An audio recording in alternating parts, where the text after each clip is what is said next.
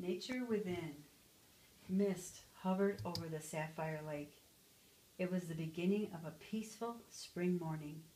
Nature had awakened from its winter-long slumber and was alive. Green grass and bright, colorful flowers replaced the whiteness of snow. The sun rose and the sky exploded with shades of pinks and oranges, illuminating the earth below. The early hour's stillness was short-lived as nature came to life, which illuminated the quiet and marked the birth of a new day. The animals seized the dawn, and soon sounds filled the air. It was a serene day as nature lived in perfect harmony. However, it rarely stays that way when humans emerge. McKenna Blake struggled with her family, which consisted of her father and two brothers, Flynn and Wren, since her mother died 2 years ago. Her family life was by no means easy. Her father was a workaholic and her brothers were menaces.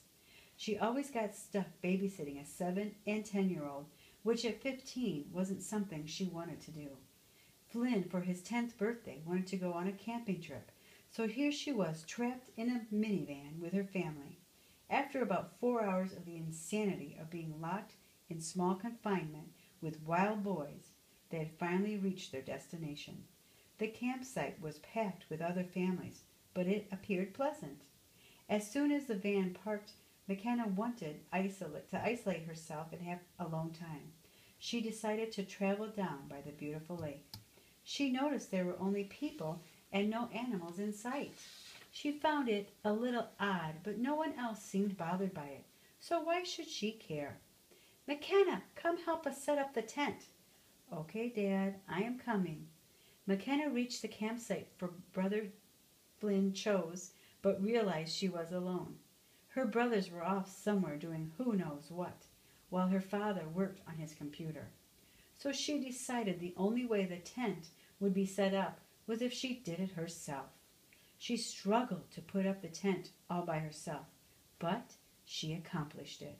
She filled herself with pride and looked around and saw that her brothers goofing off and her father working. With a heavy sigh, she decided to go for a walk. What a mess!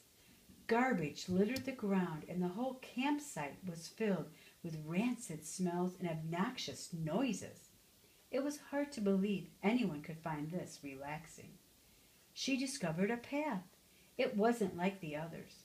It was simple and looked like it hadn't been traveled in years. She glanced around quickly and determined to venture down the unknown. Wow, that was the only thing that she could think. It was beautiful. The path led her deeper into the woods, where it was still untouched by humans. It was like she stepped into another world.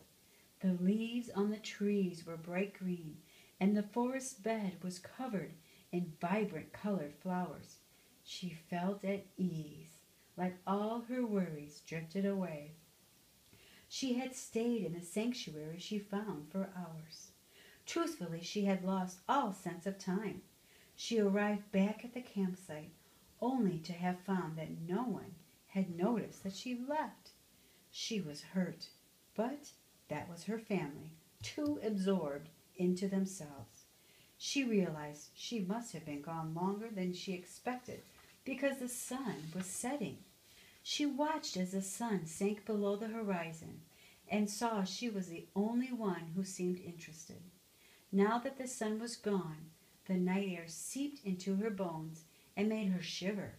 Her father must have been cold, too, because he came over and started a fire. She stared at the blazing inferno.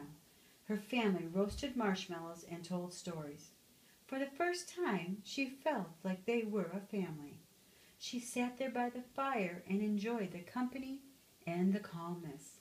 However, like all moments, it passed. Her brothers found they could no longer sit still and started a sword battle with the hot skewers that had just been in the fire, while her father went back to his computer and worked. She found herself alone again, just gazing into the fire before her. She heard typing sounds from her father and the screams and commotions from her brothers. She wished she could be anywhere but here. She found herself observing the night sky filled with stars. How many times had she deliberately ignored them? The stars were always there. All she had to do was look up.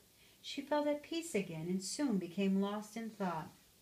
The fire was almost burnt out, just embers now, and the cold soaked into her bones yet again.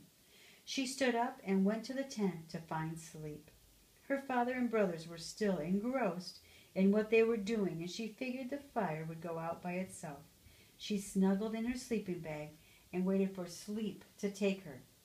McKenna found herself awake before the sun had risen, but she couldn't fall back asleep. She wandered out of the tent and breathed in the fresh air.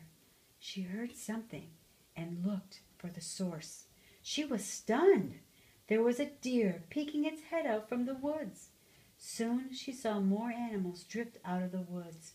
No words could ever capture how she felt. Suddenly, she felt guilty. If the woods had caught on fire, all this beauty would have been lost. Just as quickly as the creatures emerged, they disappeared. The air lost the natural melody that the wildlife had created, and soon filled with chaos.